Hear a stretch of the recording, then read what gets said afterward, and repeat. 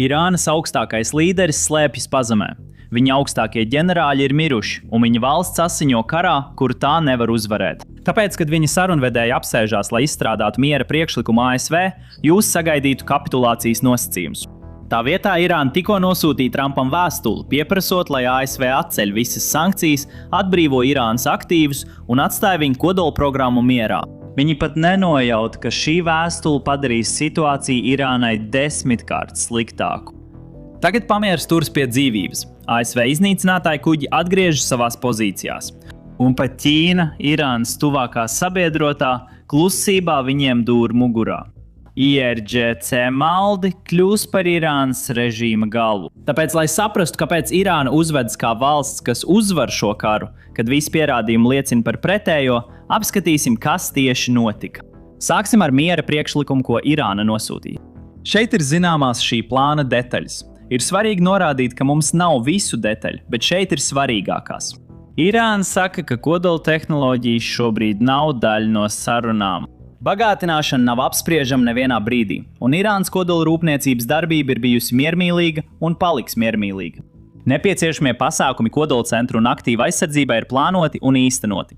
Citiem vārdiem sakot, šī ir Irāna, kas saka, ka viņi vēlas apspriest tikai Ormūzas šaurumu un ASV blokādi.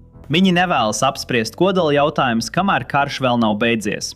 Būtībā tas ir tas, ko Irāna piedāvāja aptuveni pirms 2 nedēļām. Un šķiet, ka Irānas prasības vai Irānas nostāja attiecībā uz sarunām nav mainījusies vispār. Lūk prezidenta Trumpa paziņojums pēc tam, kad viņš izlasīja šo plānu. Es tikko izlasīju atbildi no Irānas tā sauktiem pārstāvjiem. Man tas vispār nepatīk, pilnīgi nepieņemami. Trumps arī runāja ar Axios pēc tam, kad bija iepazinies ar miera plānu. No šīs intervijas mēs varam iegūt vairāk detaļu par to, ko Irāna cenšas panākt. Prezidents Trumps ļoti publiski saka, man viņa vēstule vispār nepatīk, tā ir nepiemērota un tas nav kaut kas, kam mēs piekritīsim. Irāna jau 47 gadus ir manipulējusi ar daudzām valstīm. Tagad, pirms mēs aplūkojam Irānas atbildi, ļaujiet man īsi atgādināt, ko tieši Savienotās valstis prasīja. ASV piedāvāja Irānai 30 dienu saprašanās memorandu. Tas nebija miera līgums nekādā nozīmē. Tas būtībā bija vienošanās par to, kā abas puses piekritīs sākt sarunas. Bet piekrītot tam, Irāna būtībā apņemās neveikt nekādas būvniecības darbības, kas saistītas ar viņu kodola objektiem. Viņi nepārvietos nevienu bagātinātā urāna daudzumu, kamēr notiek sarunas. Un papildus tam, protams, Irāna piekrīt, ka tā vispār necentīsies iegūt kodolieročus. Tātad viņi to publiski paziņotu. Un apmaiņā pret visu šo, es domāju, ASV bija gatavs piedāvāt zināmu sankciju atvieglojumu. ASV bija gatavs atcelt blokādi, ja Irāna piekrīt atvērt Hormuzas šaurumu. Tas bija saprašanās memorands. Tā vietā Irāna tagad izvirza pretprasību, sakot, ka, hei, viņi vēlas visu ASV sankciju atcelšanu. Viņi vēlas, lai Irānas tirdzniecība turpinās kā parasti. Turklāt viņi vēlas, lai visi iesaldētie aktīvi tiktu atbrīvoti, kad viņi paraksta šo saprašanās memorandu. Un šobrīd viņi vispār negrasās runāt par kodola jautājumu. Tas ir jautājums, ko viņi vēlas apspriest 30 dienu sarunu periodā, kas sāksies pēc šīs saprašanās memoranda parakstīšanas. Tagad prezidentam Trumpam šorīt par to tika uzdots jautājums, un šis bija viņa paziņojums. Paklausieties. Un ar to, vai jums ir kādi jautājumi? Jūs minējāt, ka tiksieties ar ģenerāļiem, lai apspriestu Irānu. Jūs atteicāties no Irānas piedāvājuma nedēļas nogalē. Vai varat pastāstīt kaut ko par šo priekšlikumu un ko, ja vispār varat par to pateikt? Tas vienkārši bija nepieņemami. Ziniet, daudz cilvēku jautāja, vai viņam ir plāns? Jā, protams, ka man ir. Man ir vislabākais plāns, kāds jebkad bijis. Es domāju, Irāna ir militāri pilnībā sakauta. Viņiem ir neliels spēks. Viņi iespējams to uzkrāja šajā laikā. Mēs to iznīcināsim apmēram 1 dienas laikā. Bet man ir plāns. Zini, tas ir ļoti vienkāršs plāns. Es nesaprotu, kāpēc tu nesaki to, kā iet. Irāna nedrīkst iegūt kodolieročus. Viņi ir ļoti bīstami, viņi ir ļoti nestabili. Tas, kas tur ir noticis, ir briesmīgi. Viņi pēdējo 2 mēnešu laikā ir nogalinājuši 42,000 cilvēku. 42,000, vismaz tik mēs zinām. 42,000 cilvēku. Viņi nogalināja daudzus cilvēkus pagājušajā nedēļā. Bet pirms mēneša, 1,5 mēneša atpakaļ, viņi nogalināja 42,000 cilvēku. Tie bija neapbruņoti protestētāji. Protesti nebija nemaz vardarbīgi. Tagad tam ir jānozīmē, ka karš atsāksies, vai arī būs kāda cita ASV rīcība, jo Irāna patiešām uzvedas tā, it kā viņi uzvarētu karā, lai gan patiesībā viņa līderi joprojām slēpjas, baidoties, ka karš jebkurā brīdī varētu atsākties. Taču prasības nenāk no Irānas līderiem, bet gan no IRGC ģenerāļiem, kuri vēlas, lai šis karš turpinātos pēc iespējas ilgāk, jo viņi zina, ka var iegūt lielāku kontroli pār valsti, ja līderi tiktu iznīcināti kara laikā. Tagad izskatās, ka kāda ASV rīcība notiks ļoti drīz, jo tas fragments, ko jūs tikko redzējāt, bija kāds ar izglītību saistīts pasākums. Manuprāt, ar garīgo veselību saistīts pasākums. Un tieši tad, kad pasākums sākās, prezidents Trumps teica sekojošo. Viņam ir liela ģenerāļu grupa, kas gaida viņa, lai pēc šīs tikšanās apspriestu Irānu. Paklausieties! Nepārāk ilgi, jo mani gaida liela ģenerāļu grupa. Un tas arī ir svarīgi, ziniet, tas ir saistīts ar absolūti burvīgo Irānas valsti. Tā viņi to izrunā. Okay. Tad mums bija arī Fox News ziņojums, ka prezidents Trumps tagad apsver iespēju atjaunot Project Freedom. Tiem no jums, kuri to palaida garām, Project Freedom bija militāra misija, kuras mērķis bija palīdzēt kuģiem, kas bija iestrēguši Persijas līcī, izkļūt ārā. Tādējādi zināmā mērā atverot Hormuza šaurumu. Nepilnībā, bet vismaz mērķis bija izvest tos kuģus, kas Persijas līcī ir iestrēguši jau vairāk nekā 2 mēnešus. Paklausieties! Prezidents Trumps tikko runāja ar Fox News Džonu Robertsu. Viņš saka, ka tagad apsver iespēju atjaunot Project Freedom, bet šoreiz ASV kuģu pavadīšana caur Hormuza šaurumu būtu tikai neliela daļa no daudz plašākas militāras operācijas. Runājot par miera sarunām, prezidents Fox News saka, ka režīms citai salūzīs. Kad pēdējo reizi Project Freedom bija spēkā, vairāki dažādi ASV karakuģi devās atpakaļ Persijas līcī. Būtībā šķērsoja Hormuza šaurumu, iegāja Persijas līcī un atkal iznāca ārā. Irāna mēģināja uzbrukt šiem karakuģiem, taču viņiem tas briesmīgi neizdevās. Viņi izmantoja savas mazās laivas, dronus un raķetes.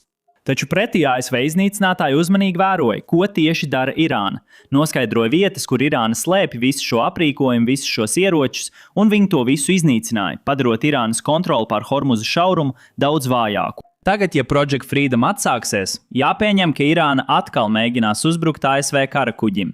Un tas nozīmē, ka pamiera būtībā vairs nav. Tagad prezidentam Trumpam tika jautāts par šo pamieru un tā nozīmi, un lūk, ko viņš atbildēja. Paklausieties! Pašlaik pamieris joprojām ir spēkā. Es teiktu, tas ir neticami vājš. Es to saucu par pašlaik vājāko. Pēc tam, kad izlasīju šo drāzu, viņi teica, es pat nepabeidzu to lasīt. Viņi teica, es netaisos tērēt savu laiku to lasot. Es teiktu, ka tas ir viens no vājākajiem. Pašlaik tas ir uz dzīvības uzturēšanas aparāta. Viņi saprot, tie visi ir mediķi. Un doktori, dzīvības uzturēšana nav laba lieta. Vai jūs piekrītat? Diagnostics. Es teiktu, ka pamiers tiek mākslīgi uzturēts pie dzīvības, kur ārsts ienāk un saka, kungs, jūsu tuviniekam ir aptuveni 1% izredzes izdzīvot. Prezidenta kungs. Daniels Turpaini, viens no labākajiem reportieriem Vašingtonā. Paldies! Vēl viens interesants komentārs, ko viņš izteica, bija saistīts ar kurdiem, kuriem it kā tika doti ieroči, lai tos nodotu vai pārsūtītu irāņiem, kuri protestēja janvārī. Bet, diemžēl, ieroči nekad patiesībā nenonāca Irānā. Trumps saka, ka bija kurdu grupa, kas sadarbojās ar CIP un nolēma ieročus paturēt sev. Tagad ir bijuši daži kurdu līderi, kuri publiski ir paziņojuši, ka tas nav noticis. Taču ir dažādas kurdu partijas, kas darbojās Irākas austrumu pusē un pat Irānas rietumu pusē. Tātad mēs precīzi nezinām, par kuru grupu prezidents Trumps runā, bet šeit ir viņa paziņojums. Paklausieties!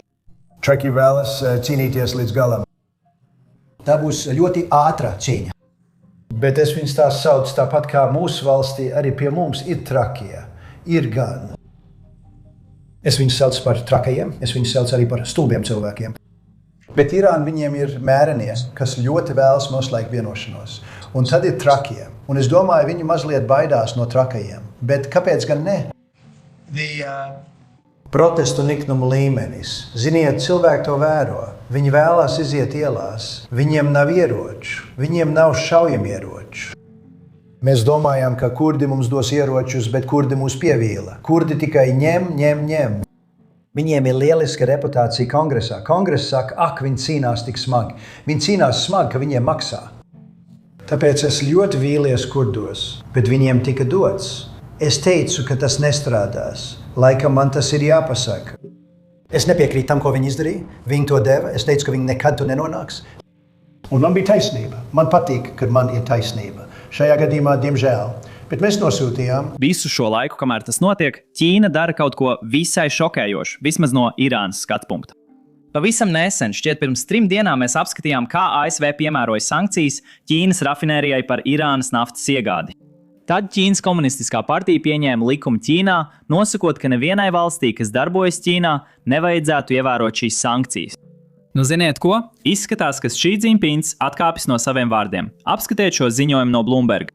Ķīna tagad lūdz bankām apturēt jaunu aizdevumu izsniegšanu ASV sankcionētajai rafinērijai.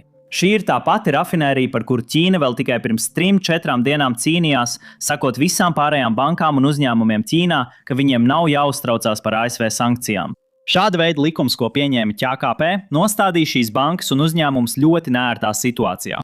Jo, ja viņi neievēro sankcijas, tad viņi pārkāpj ASV likumus, un ja viņi ievēro sankcijas, tad viņi pārkāpj Ķīnas likumus.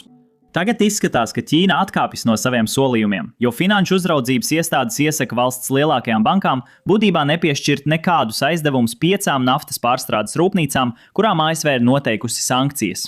Tas visticamāk ir saistīts ar prezidenta Trumpa tikšanos, kurai vajadzētu notikt 15. maijā, tātad aptuveni pēc 4 dienām. 13. maijā Trumps dosies uz Ķīnu, un šī būs pirmā reize vairāk nekā 9 gadu laikā, kad ASV prezidents oficiāli apmeklē Ķīnu. Tātad noteikti ļoti nozīmīga vizīte, kurai bija jānotiek aprīlī, bet tā tika atlikta Irānas kara dēļ.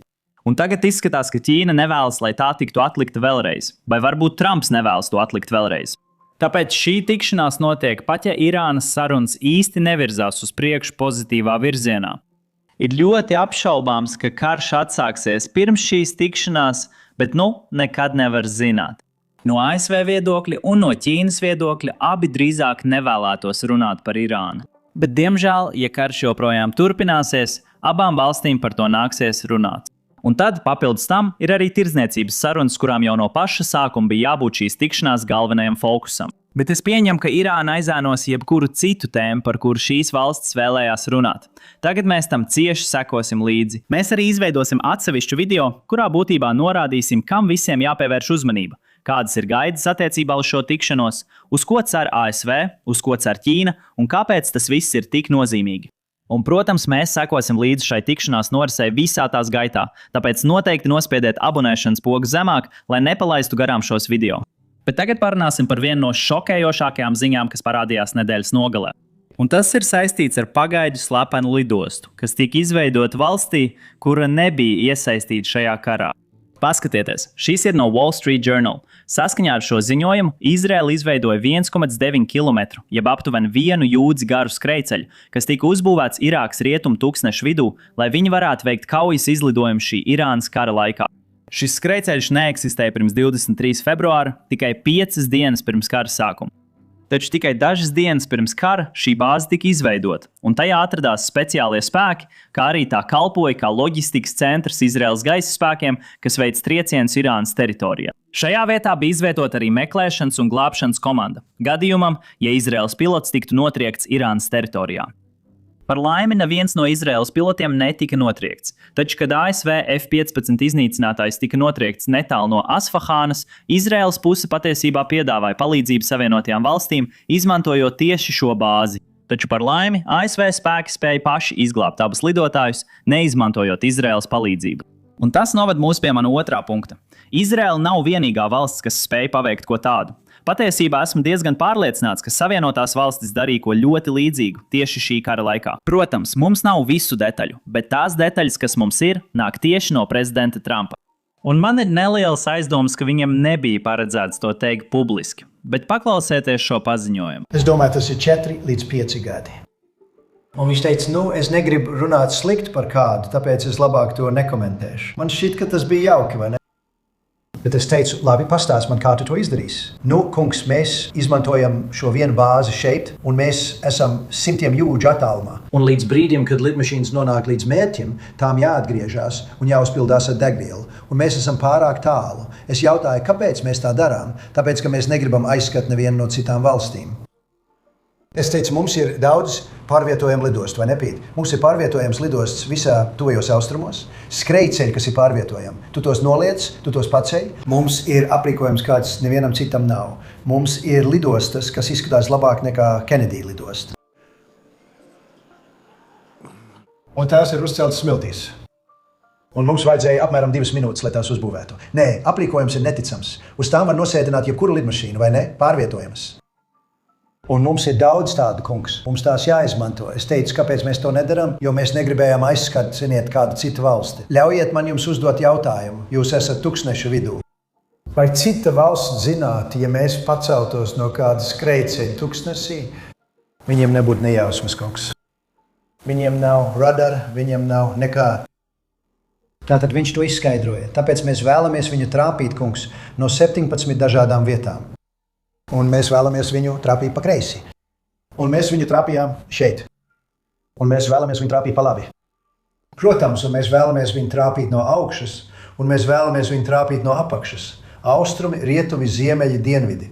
Kungs, viņi nezinās, kas notiek, un mēs viņus nogāzīsim.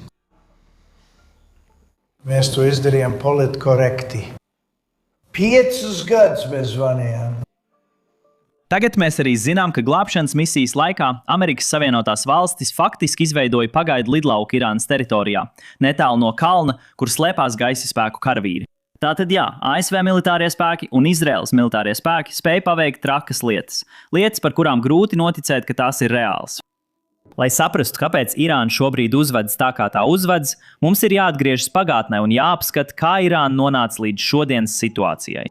Tas nenozīmē tikai atgriezties 1979. gadā, kad notika Islāma revolūcija. Patiesībā mums jāatgriežas vēl tālāk, līdz 19. gadsimtam, kad Irāna pārvaldīja Kadžaru dinastiju, un jāaplūko, kā toreizējās valdnieku šķiras pieņemtie lēmumi joprojām ietekmē Irānu līdz pat šai dienai. Nu, zini ko? Tieši to mēs arī darām savā daudzdaļīgajā podkāstā, kas tikko iznāca šodien. Tātad, ja tevi interesē Irānas vēsture un tas, kā mēs nonācām līdz šodienai, noteikti iesaku noklausīties. To var noskatīties, noklikšķinot uz saitēm aprakstā, vai arī vienkārši noskatīties, noklikšķinot uz video, ko redz beigu ekrānā.